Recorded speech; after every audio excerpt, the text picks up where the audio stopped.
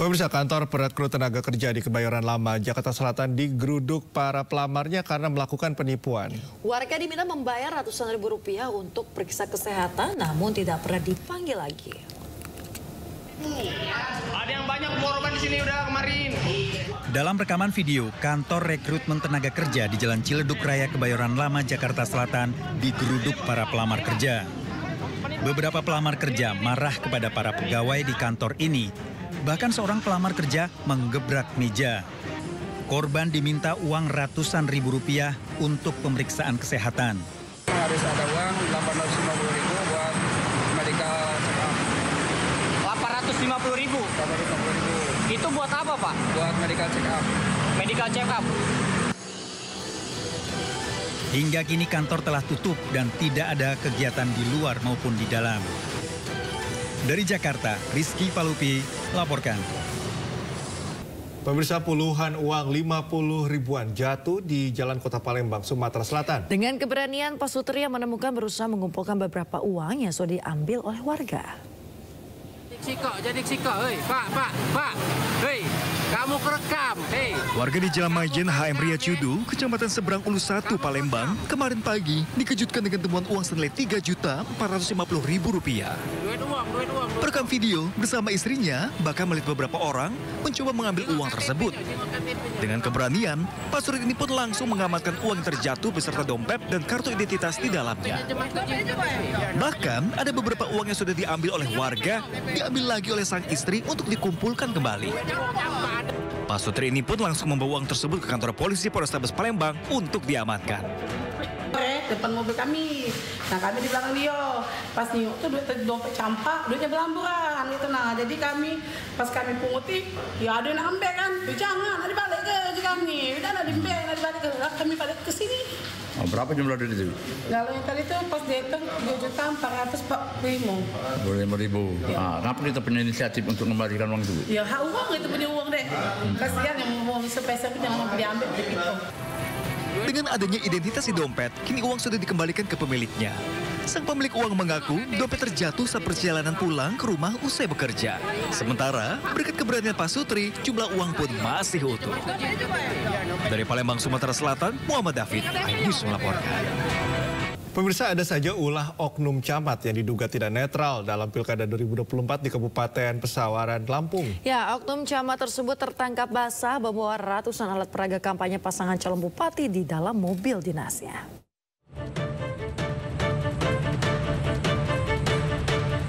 Inilah detik-detik saat oknum camat Negeri Katon, Kabupaten Pesawaran, Enggo Pratama ditemui warga saat bersembunyi di kolong meja kerja. Warga memergoki di dalam mobil dinasnya terdapat ratusan alat peraga kampanye salah satu paslon bupati dan wakil bupati Kabupaten Pesawaran. Didampingi pihak kepolisian dan Bawaslu, warga pun meminta oknum camat ini membuka mobil dinas yang terparkir di halaman kantor camat. Dan benar saja di dalam mobil dinas tersebut warga mendapati ratusan banner calon bupati nomor urut 2, Nanda Indira dan Antonius. 3 jam apa ya? Bayangan.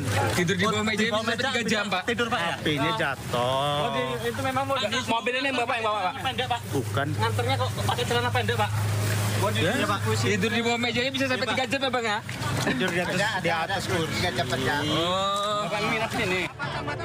Ketua MP Saparudin Tanjung yang berada di lokasi meminta kepada Bawaslu beserta kepolisian untuk segera menindaklanjuti temuan ini. Artinya ini ada tangkap tangan ya, artinya ada dugaan, mungkin sudah bukan dugaan lagi, karena tadi sudah dibuktikan bahwa di dalam mobil dinas Pak Camat, ya kan, setelah dibuka benar ada banner-banner dari calon, ya kan. Sementara Ketua Bawaslu Pesawaran Fatihun Najah menegaskan pihaknya akan langsung memproses masalah tersebut. Dari Kabupaten Pesawaran, Lampung, Andres Afandi, iNews melaporkan. Debat perdana pemilihan gubernur dan wakil gubernur Jakarta diselenggarakan di Grand Ballroom Jakarta International Expo, Kemayoran, Jakarta. 3 pasangan calon mengemukakan visi misi terkait penguatan sumber daya manusia dan juga transformasi Jakarta menjadi kota global.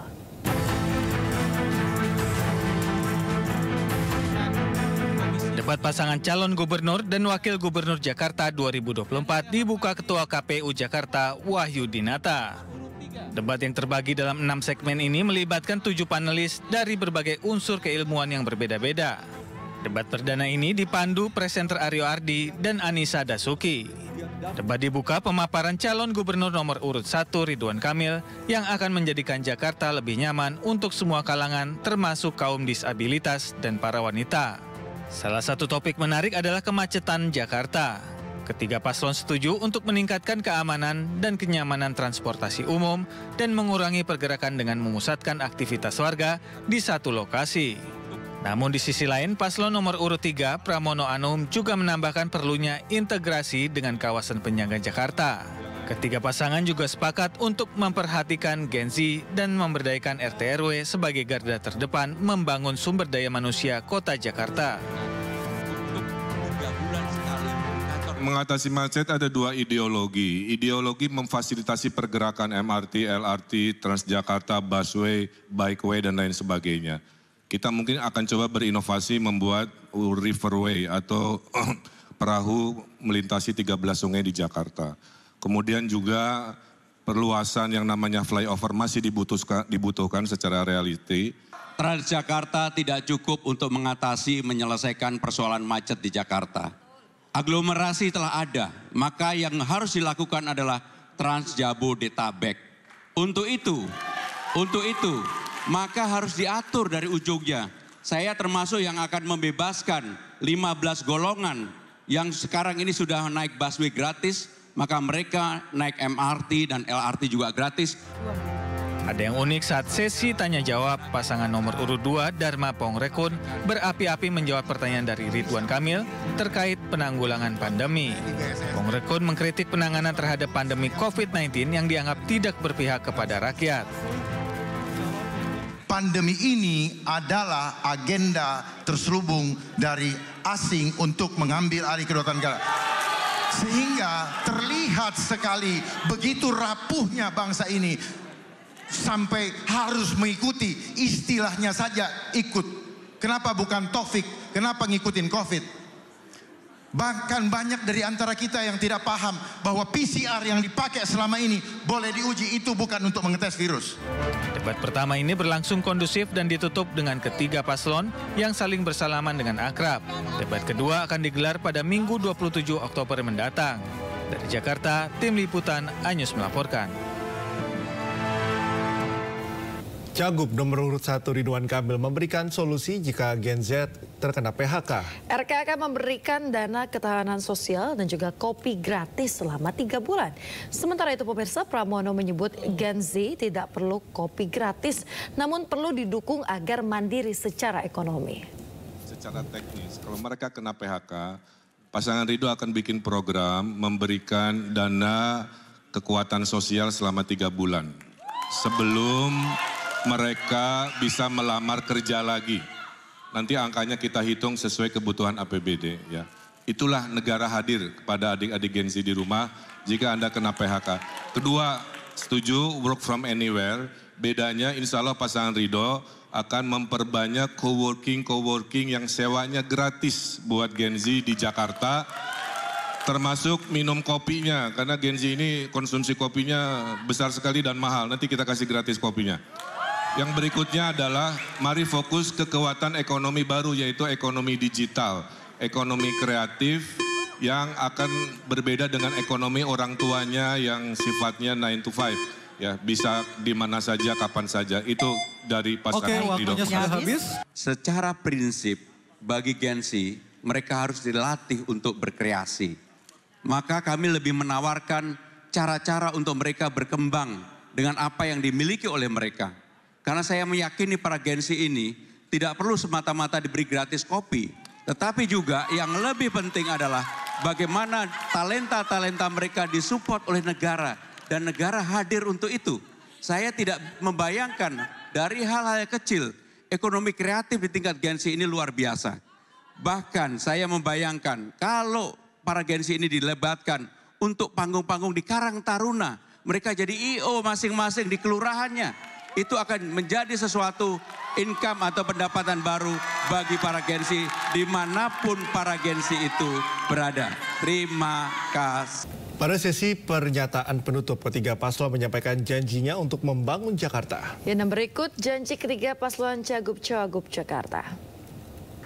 Semua program yang bagus dari Pak Ali Sadikin, Pak Sutioso, Pak Jokowi, Pak Foke, Pak Ahok, termasuk Pak Anies akan kami pertahankan.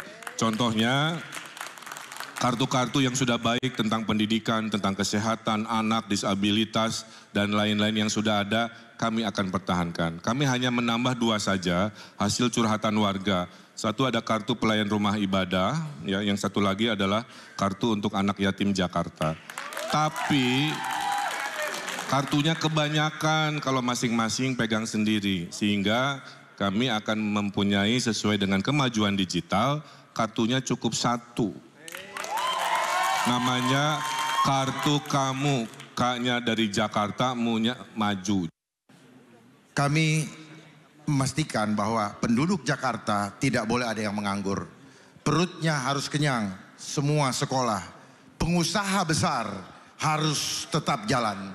Pengusaha kecil juga harus tetap jalan, termasuk UMKM. Jadi adil rakyat didukung, investor besar juga semangat. Oleh sebab itu kami akan mengeluarkan kebijakan bagi UMKM atau rumah makan. Kami akan hapus PB1-nya yang tadinya 10, kami buang 0-nya. Jadi tinggal 1%. Kita pastiin semua hajat hidup warga Jakarta lebih mudah dan cepat. Tata kelola pemerintahan yang responsif dan manusiawi. Gen Z dan milenial nggak perlu khawatir, kami akan membuka lebih banyak peluang kerja dan pelatihan bersertifikat. Mulai dari public speaking hingga literasi finansial. Kami berkomitmen menjadikan Jakarta kota yang inklusif, di mana fasilitas publik, transportasi, dan pendidikan ramah bagi penyandang disabilitas dan lanjut usia. Bagi kami, Anda sangat dihargai dan dicintai. Bagi guru honorer dan tenaga medis, kami tingkatkan kesejahteraan, gaji yang layak, dan akses layanan dasar. Anda adalah pahlawan yang layak mendapatkan penghargaan setinggi-tingginya. Saat konferensi pers usai debat Cagup-Cawagup Jakarta, pasangan Ridho berjanji akan menanam 3 juta pohon untuk mengatasi polusi di Jakarta. Sementara itu pemirsa, pasangan Pramono Rano Karno berjanji tidak akan menjadikan jabatan Gubernur Jakarta sebagai batu loncatan untuk masuk dalam kontestasi Pilpres 2029.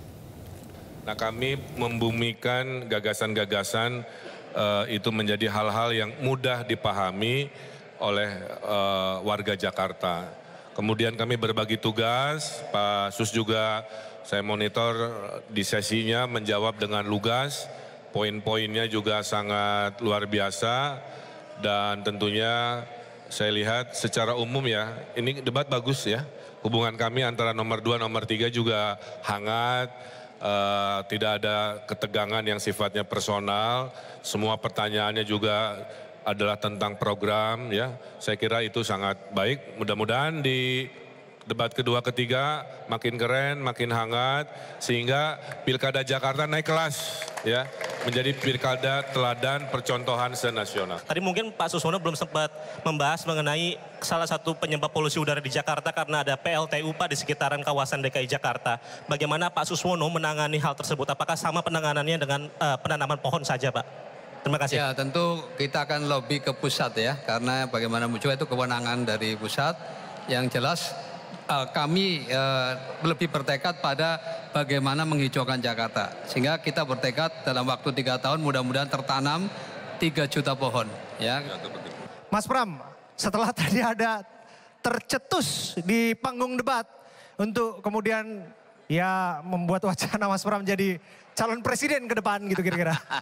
Apakah berpikir Mas Pram kira-kira masih tetap mau jadi calon gubernur atau kira-kira mau jadi calon presiden? Saya berpikir aja tidak, dan saya tidak mau menggunakan pencalonan saya sebagai calon gubernur ini next step untuk melompat. Saya yakin saya dan Bang Dul untuk menjadi gubernur aja dipaksa. Sehingga dengan demikian sama sekali tidak ada terlintas pikiran saya untuk maju dalam bentuk apapun. Saya akan konsentrasi menyelesaikan dan sekaligus fight untuk calon gubernur ini. Tapi nggak ada rasa terpaksa dong, Mas Pram? Kenapa? tidak ada rasa terpaksa dong untuk... Oh, kalau sekarang saya setelah melihat masyarakat dan turun ke bawah belanja masalah, melihat persoalan-persoalan di bawah, saya semakin yakin bahwa kalau saya diberi amanah, saya akan berbuat yang terbaik bagi warga Jakarta. Baik, Bang Dul sendiri bagaimana? Happy nggak? Puas nggak dengan performance di panggung tadi? Happy sekali, alhamdulillah hari ini suasana debat kita ceria. Itu dulu intinya, karena memang kita ingin ceria. Tentang hasilnya bagaimana, biar masyarakat yang menilai. Ada rasanya baper nggak tadi di soal yang sensitif atau yang personal? Enggak baper-baper, cuman awalnya saya salah kostum. Kenapa tuh? Kan topinya merah, nggak tahu backgroundnya merah. Terus? Muka kita hilang, makanya kita ganti yang hitam nih. Sementara itu, calon gubernur Jawa Timur Khofifah Indar Parawansa belusukan ke pasar sayur Magetan, Jawa Timur. Melihat kondisi pasar yang kurang baik, Khofifah pun berjanji akan merevitalisasi pasar.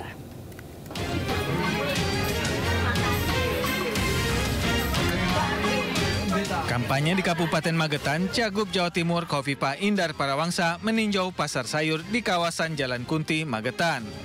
Dalam belusukannya ini, Khofifah menyerap aspirasi pedagang yang mengeluhkan pasar di kawasan tersebut sepi pembeli karena gempuran penjualan online. Selain itu, kondisi pasar juga perlu direvitalisasi pasca kebakaran beberapa tahun yang lalu. Khofifah pun akan mengupayakan adanya perbaikan pasar dan juga akan memberi pelatihan kepada para pedagang agar bisa mengimbangi penjualan online sehingga pedagang bisa berkembang dan menambah omset mereka. Kita merekam dari aspirasi mereka. Pertama, memang mungkin infrastrukturnya sudah harus direnovasi dan sudah disampaikan ke pemerintah pusat karena angkanya kalau sudah di atas 100 itu untuk BK provinsi terlampau besar. Biasanya provinsi membantu antara 10 sampai 20 miliar, tapi ini renovasinya menyeluruh sehingga angkanya di atas 100. Tadi saya menyampaikan memang biasa itu Kementerian PUPR. Belusukan Khofifah ke pasar tradisional karena pasar menjadi pusat perekonomian warga. Selain itu, keberadaan pasar tradisional juga bisa menjadi ladang perputaran ekonomi hingga tingkat paling bawah. Dari Magetan, Jawa Timur, Ahmad Ilyasan, iNews melaporkan. Pasangan calon gubernur dan wakil gubernur Jawa Timur nomor urut 3, Tri Risma Harini dan Zahrul Asyar Asumta atau Gus Hans menemui puluhan influencer di Surabaya. Risma Gus Hans berharap para influencer bisa menyebar luaskan program kerja yang akan dijalankan apabila terpilih sebagai gubernur dan wakil gubernur Jawa Timur pada pemilihan gubernur 27 November mendatang. Pemirsa, paslon Cagup Cawagup Jatim nomor urut 3, Tri Risma Harini dan Gus Hans mengajak puluhan influencer dan juga sosialita untuk menyampaikan program-program kerja jika paslon Risma Gus Hans terpilih sebagai gubernur dan juga wakil gubernur Jawa Timur. Berbagai sektor mulai dari pendidikan gratis secara penuh hingga tingkat SMA, pembangunan infrastruktur, serta pembangunan dan juga pemerataan kualitas sumber daya manusia memerlukan sosialisasi di masyarakat. Pertemuan ini sekaligus sebagai strategi menggayat generasi Z melalui para influencer yang kini juga dianggap menjadi bagian dari pilar demokrasi.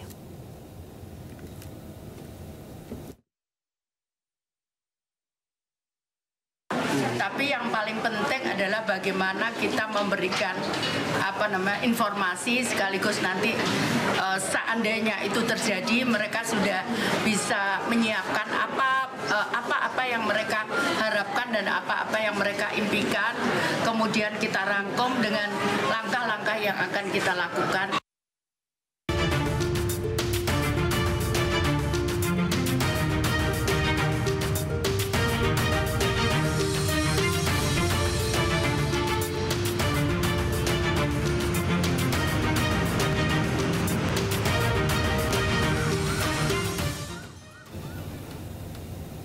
Ya, pemirsa, saatnya kita simak pantauan arus lalu lintas dan kami telah terhubung dengan Brigadir Treslinda dari TMC Polri yang kini berada di kawasan Gudang Peluru Tebet, Jakarta Selatan. Ya, halo Brigadir Treslinda, bagaimana pantauan arus lalu lintas dari tempat Anda melapor saat ini?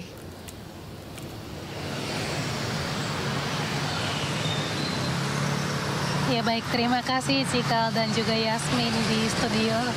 Pada saat ini arus lalu lintas di kawasan ini memang terlihat mengalami peningkatan volume kendaraan yang cukup signifikan. Hal ini berkaitan dengan dimulainya jam perkantoran serta aktivitas masyarakat pada pagi hari ini. Kemudian kepadatan kendaraan ini terlihat dari arah Kampung Melayu yang akan mengarah ke arah Kokas maupun ke arah sekitarnya pada pagi hari ini dalam keadaan ramai cenderung padat. Hal yang sama untuk kendaraan dari arah Cipinang maupun Jatinegara yang akan mengarah ke arah Kokas pada pagi hari ini, di mana kendaraan didominasi oleh kendaraan roda 2 dan juga roda 4 pribadi. Dan kecepatan kendaraan dapat dipacu dengan kecepatan 20 sampai dengan 30 km per jam.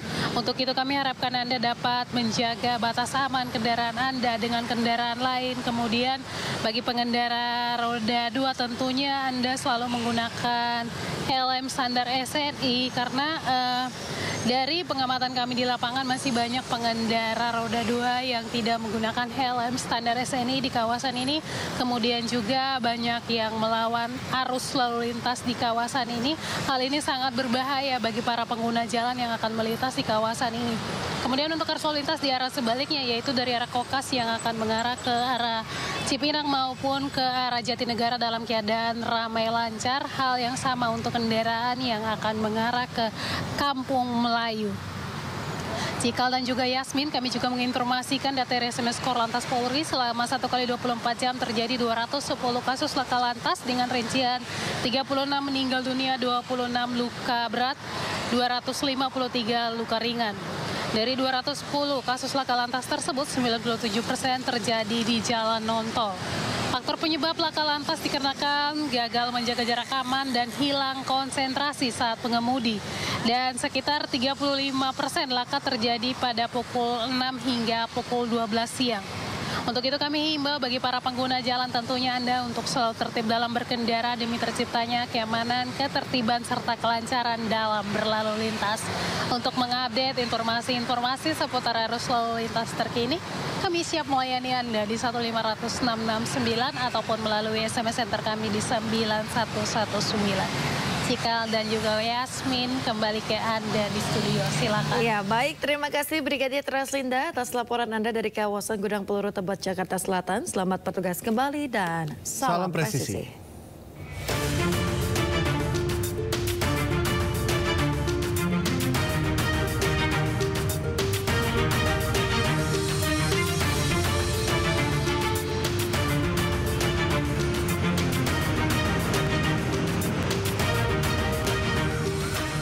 Kita ke informasi berikutnya, pemirsa. Presiden Joko Widodo menanggapi deflasi yang terjadi di tanah air. Ya, dalam keterangan persnya, Jokowi menekankan pentingnya memahami deflasi untuk memastikan kondisi perekonomian tetap terkendali dan juga stabil.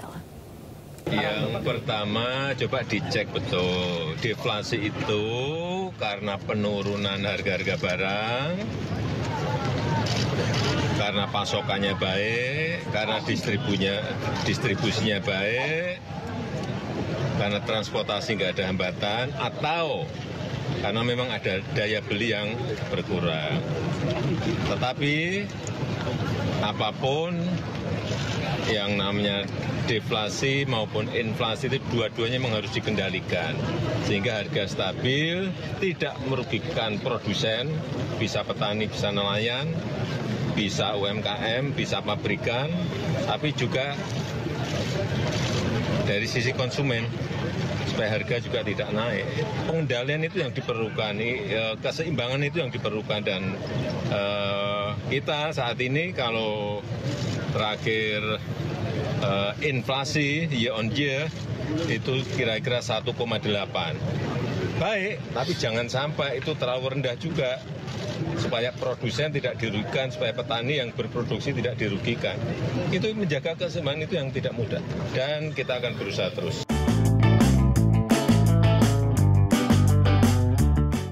Sementara itu, Menteri Perdagangan Zulkifli Hasan buka suara terkait Indonesia yang mengalami deflasi selama 5 bulan beruntun. Zulhas menegaskan deflasi yang terjadi dalam 5 bulan beruntun bukan karena penurunan daya beli masyarakat.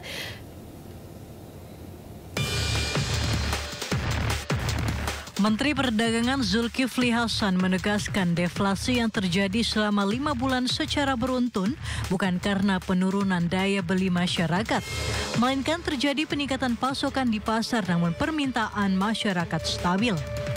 Menurutnya, jika terjadi inflasi, pemerintah akan lebih mudah mengintervensi harga di pasar. Zulhas mengaku penanganan deflasi akan lebih sulit dibandingkan inflasi. Zulhas menambahkan, saat ini memang ada beberapa kebutuhan pokok di pasaran yang harganya terlalu murah, mulai dari cabai, bawang hingga telur. Masalah harga yang kemurahan ini belum ada jalan keluarnya. Nah, kalau murah ini kan kita belum ada jalan untuk membantunya kan, belum ada seperti cabai, bawang murah sekali ya, termasuk kita juga. Nah, apakah itu terkait dengan daya beli? Saya kira kalau saya ke pasar memang yang nampak itu karena peralihan musim dulu ya, dulu kan hujan, habis itu enggak gitu. Berdasarkan data Badan Pusat Statistik, pada September 2024 kembali terjadi deflasi sebesar 0,12% secara bulanan. Ini merupakan deflasi berturut-turut dalam 5 bulan terakhir. BPS juga mencatat secara tahunan terjadi inflasi sebesar 1,84% dan secara year to date inflasi nasional mencapai 0,74%.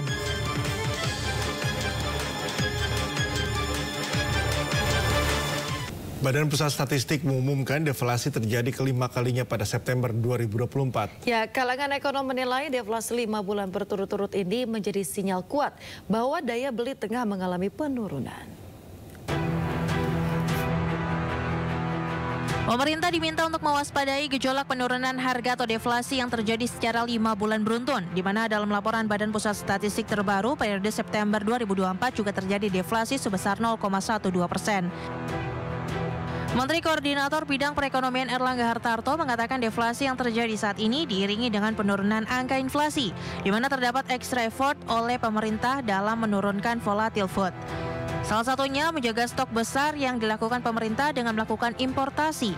Hal ini menurutnya buah dari kerja keras pemerintah pusat dan daerah. Kita juga terus mendorong pertumbuhan dengan engine of growth.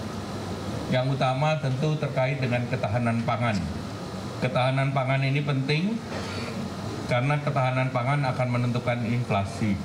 Baru-baru ini memang sering media memplesetkan inflasi dan deflasi, karena inflasi yang utama bagi pemerintah adalah core inflation. Kalau core inflationnya tumbuh berarti ekonominya tumbuh. Kalau ekonomi tumbuh 5%, core inflation tumbuh, yang diperangi oleh pemerintah adalah volatile food. Volatile food ini diperangi melalui TPIP. Di sisi lain, menurut Erlangga, kondisi inflasi Indonesia saat ini dalam kondisi baik selama masih di dalam target, yakni dalam range 2,5 ± 1%. Pemerintah sendiri memang terus mencoba menekan inflasi karena yang paling penting adalah pertumbuhan inflasi intinya. Terlebih lagi, harga pangan menyumbang cukup besar pada angka inflasi.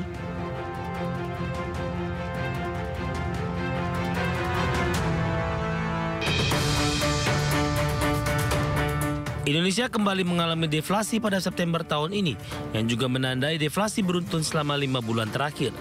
Badan Pusat Statistik atau BPS menduga fenomena ini terjadi akibat lebih besarnya sisi penawaran sehingga membuat harga turun. PLT Kepala BPS Amalia Adininggar Widya Santi menjelaskan bahwa deflasi sering terjadi saat masa panen atau di saat pasokan yang melimpah sehingga membuat harga di tingkat konsumen turun. Namun BPS masih harus melakukan penelitian ulang untuk memastikan penyebab fenomena deflasi beruntun tahun ini. Adanya dipengaruhi oleh mekanisme pembentukan harga di pasar, baik dari sisi, terutama dari sisi supply atau sisi penawaran, sehingga harga yang diterima oleh konsumen itu kan relatif turun karena supply-nya meningkat, ataupun limpahan pasokan karena panen, ataupun karena memang turunnya ongkos produksi. Nah, tentunya untuk mengambil kesimpulan apakah ini adalah menunjukkan indikasi daya beli masyarakat menurun, ini harus dilakukan studi lebih lanjut. Sebelumnya BPS melaporkan terjadi deflasi 0,12% pada September 2024. Catatan ini mendekati rekor terpanjang pada tahun 1999, di mana terjadi deflasi 7 bulan beruntun akibat badai krisis moneter saat itu.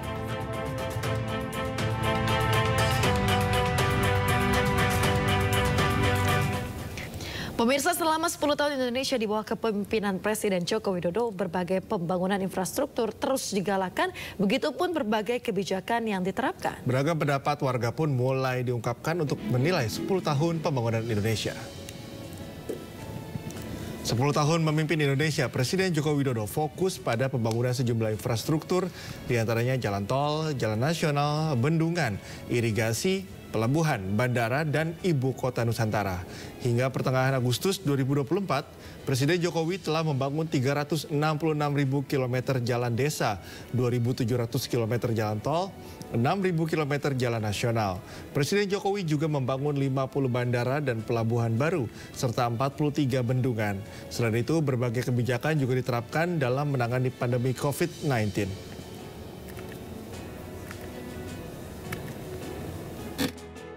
Terakhir ini gimana, Bu?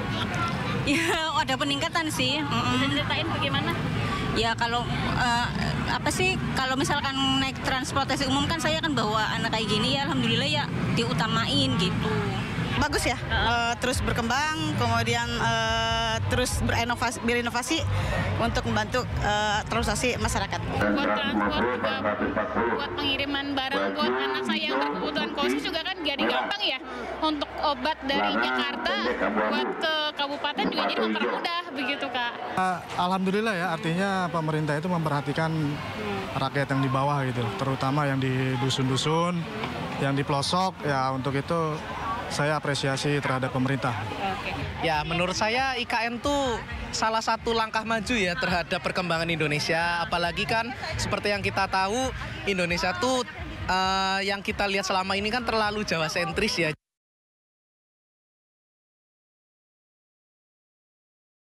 Pemirsa, Presiden Joko Widodo membuka kegiatan Nusantara TNI Fun Run di Ibu Kota Nusantara, Kalimantan Timur. Di momen yang sama, sejumlah pejabat juga ngeband bareng, disaksikan Presiden Joko Widodo.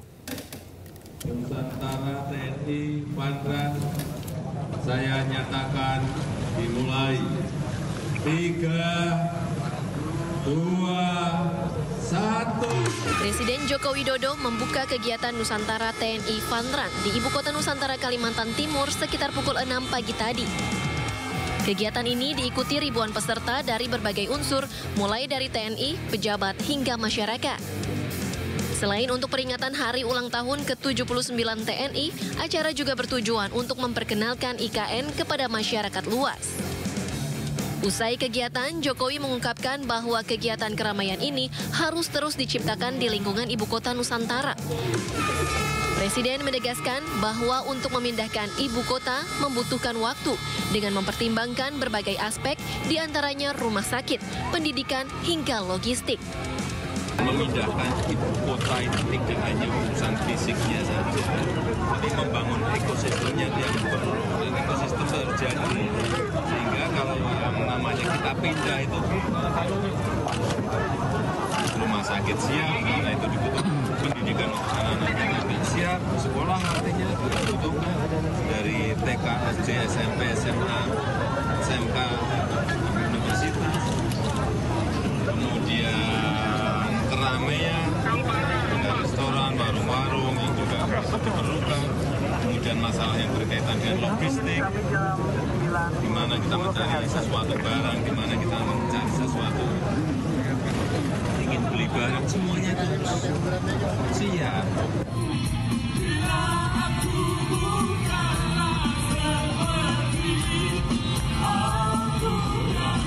Dalam kesempatan yang sama, Panglima TNI Jenderal Agus Subianto, Kapolri Jenderal Listio, Menteri PUPR Basuki Hadi Mulyono, dan Menhub Budi Karya Sumadi ngeband bareng disaksikan Presiden Joko Widodo.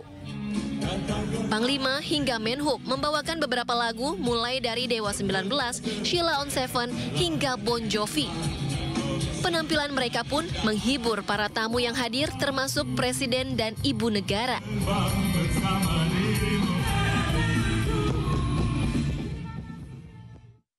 Pemirsa, program makan siang bergizi gratis terus digalakan di berbagai wilayah di Indonesia. Seperti yang terjadi di Purwakarta, Jawa Barat, pemirsa, Kodim bersama Forkopimda menggelar baksos kesehatan, sunatan massal, pembagian sembako hingga makan siang gratis. Beberapa orang dari Purwakarta dan Karawang pun ikut berpartisipasi, menyisihkan rezekinya berbagi dengan masyarakat. Kegiatan ini bertujuan untuk memajukan Purwakarta serta meningkatkan kesejahteraan masyarakat. Terima kasih banyak kegiatan hari ini semuanya dari Pak Bupati, kemudian Ibu Ketua, Pak Kapolres, kemudian rekan-rekan Forkopimda yang lain, termasuk dari PMSE, kemudian dari PLN-nya sendiri atas kolaborasi yang kita laksanakan pada hari ini luar biasa. Semarak HUT TNI dan HUT PLN dilaksanakan bersama-sama di Purwakarta dengan support yang sangat luar biasa, bukan hanya dari Forkopimda tapi dari semua elemen yang ada.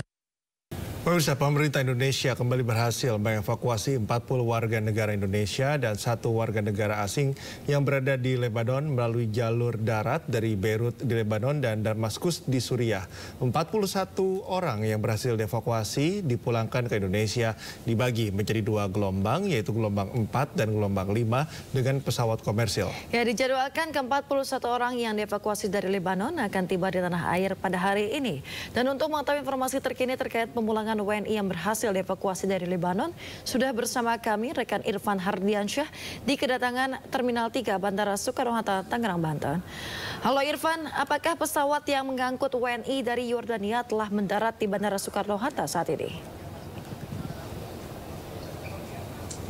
Ya, baik, terima kasih Yasmin dan juga pemirsa. Dapat kami informasikan bahwa Kementerian Luar Negeri memulangkan 40 orang warga negara Indonesia dan 1 warga negara asing yang dievakuasi dari Lebanon menuju tanah air. Dan dari informasi yang kami dapatkan bahwa memang pesawat yang ditumpangi oleh para WNI ini sudah mendarat di Bandara Suta Terminal 3 pada pukul 7:10 waktu Indonesia bagian Barat. Dan ini tepat di belakang kami ini merupakan para WNI yang sudah tiba di Bandara Soekarno-Hatta, dan memang ini dari data yang kami peroleh dari pihak Kemlu bahwa kepulangan WNI gelombang ke-4 dan ke-5 berangkat dari Amman, Yordania. Dan gelombang ke-4 evakuasi dijadwalkan take off pada pukul 18:10 waktu setempat atau 22:10 waktu Indonesia bagian Barat pada tanggal 6 Oktober 2024. Dan tiba ini pada pukul 15:40 waktu Indonesia bagian Barat tanggal 7 Oktober 2024. Dan untuk yang pada di layar kaca Anda saat ini, pemirsa, ini merupakan WNI yang masuk pada gelombang ke-5, yang mana ini berangkat dari Amman, Yordania ini pada pukul 18 waktu setempat. Dan tiba di Indonesia tadi pada pukul 7:10 waktu Indonesia bagian Barat. Dan ini terdiri dari 20 warga negara Indonesia dan 1 warga negara asing. Dan memang ini evakuasi WNI dari Lebanon dilakukan karena keadaan yang memanas di negara Lebanon, di mana Israel dan Lebanon saling melancarkan serangan roket. Dan hal ini terjadi karena bentuk dukungan Lebanon terhadap Palestina yang sudah genap 1 tahun dengan menggunakan serangan genosida yang dilakukan Israel di wilayah Gaza. Begitu. Dan terlihat di layar kaca Anda, pemirsa, ini para WNI ini yang dievakuasi dari Lebanon merupakan kebanyakan ini mahasiswa dan ada beberapa yang memang kerja di Lebanon. Dan untuk saat ini masih dalam proses pengecekan data oleh pihak PWNI, dan memang ini ke-20 warga negara Indonesia yang dievakuasi ini sudah tiba. Dan saya akan mencoba bertanya sama salah satu. Oh, baik, terima kasih. Oh, siap. Baik, terima kasih banyak, Mas.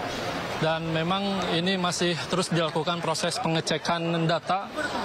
Tadi sebelumnya sempat dilakukan pengecekan kesehatan, kemudian juga administrasi oleh pihak imigrasi. Namun saat ini masih dilakukan proses pengecekan data oleh pihak PWNI. Begitu, Yasmin. Dan memang ini ke-20 WNI yang sudah dievakuasi ini sudah keluar semuanya. dan kami belum mengetahui secara pasti para WNI ini akan menuju kemana begitu. Dan sementara demikian Yasmin yang dapat kami sampaikan, kembali ke Anda. Baik, terima kasih rekan Irfan Hardiansyah melaporkan langsung dari kedatangan Terminal 3 Bandara Soekarno-Hatta Tangerang, Banten. Selamat bertugas kembali, sehat selalu. Anda kembali di Sinta Today, pemirsa. Penyelenggaraan Pekan Paralimpiade Nasional ke-17 tahun 2024 resmi dibuka di Stadion Manahan, Solo, Jawa Tengah. Dalam pembukaan Pekan Paralimpiade Nasional ke-17 ini, Presiden Joko Widodo mengajak para atlet penyandang disabilitas menampilkan kemampuan terbaik dengan suasana persaudaraan dan semangat sportivitas. Pekan Paralimpiade Nasional tahun 2024 resmi dimulai. Gelaran olahraga khusus atlet disabilitas ini resmi dibuka oleh Presiden Joko Widodo di Stadion Manahan, Solo, Jawa Tengah. Pekan Paralimpiade Nasional ke-17 diikuti oleh 35 kontingen yang berasal dari 35 provinsi. Total atlet dan ofisial sebanyak 5.178 orang. Para atlet tersebut akan berlaga untuk 20 cabang olahraga yang dipertandingkan pada 6 hingga 13 Oktober 2024.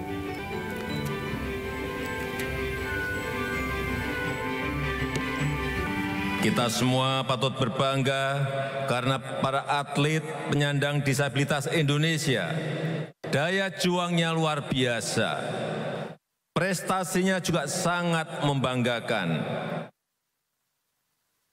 Di ajang ASEAN Para Games misalnya, Indonesia meraih juara umum 3 kali berturut-turut, yaitu ASEAN Para Games 2017, 2022, dan 2023. Oleh sebab itu, mari kita sukseskan Pekan Paralimpiade Nasional ini yang tidak hanya sebagai ajang untuk melahirkan atlet-atlet potensial dan para pencetak rekor baru, tapi juga sebagai panggung kesetaraan bagi para seluruh atlet penyandang disabilitas untuk menampilkan kemampuan terbaiknya. Mari bertanding dalam suasana persaudaraan dan berjuang dengan semangat sportivitas. Pemirsa, Timnas Indonesia tiba di Bandara Internasional Bahrain untuk melakoni laga ketiga kualifikasi Piala Dunia 2026. Manajer Timnas Indonesia yakin JITZES dan kawan-kawan mampu meraih poin penuh dalam laga yang berlangsung pada 10 Oktober mendatang.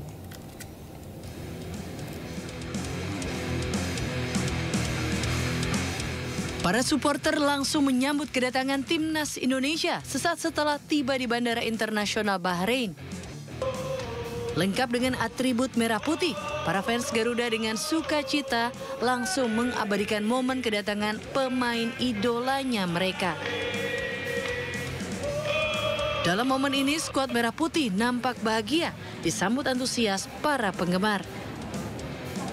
Dukungan dari para supporter diharapkan bisa menjadi suntikan semangat untuk melakoni pertandingan timnas selanjutnya. Ya, Indonesia akan melakoni laga ketiga grup C melawan Bahrain dalam kualifikasi Piala Dunia 2026 zona Asia. Ketua Badan Tim Nasional Sumarji mengatakan saat ini kondisi pemain dan tim sangat solid. Dirinya berharap timnas dapat meraih poin penuh.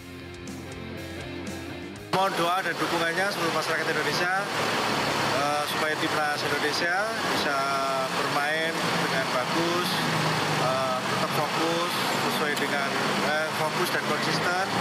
Ya tentunya doa dukungan itu pasti akan menambah motivasi para pemain. Yang terakhir doanya supaya kita bisa mendapatkan poin penuh. Timnas Indonesia akan melawan Bahrain di Bahrain National Stadium 10 Oktober 2024 mendatang.